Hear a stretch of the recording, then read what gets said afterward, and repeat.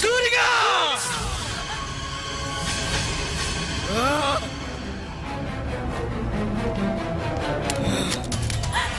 వద్దండి వద్దండి వినండి దగ్గరికి వెళ్ళి వాడిని చంపి కావద్దండి వద్దండి నా వల్ల మీరు నేరస్తులు కావద్దు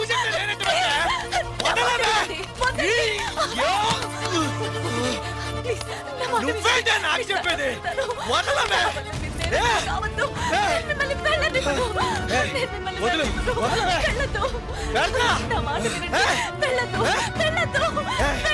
వద్దు బాబా ఇప్పుడు వెళ్ళొద్దు బాబా వద్దు బాబా.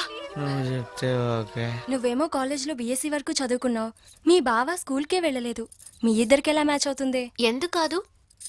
నా వరకు నాకు కాబోయే భర్త అందగాడా కాదా, ఎంతవరకు చదువుకున్నాడు, ఎంత ఆస్తి ఉంది, ఇది కాదే ముఖ్యం. పెళ్లికి ముందు మనం ఎంత పవిత్రంగా ఉంటామో ఆ మగాడు కూడా అంతే పవిత్రంగా ఉండాలి.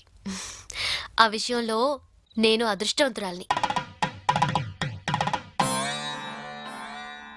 మా బావ వేరే అమ్మాయిని కల్లో కూడా కన్నెత్తి చూడలేదు.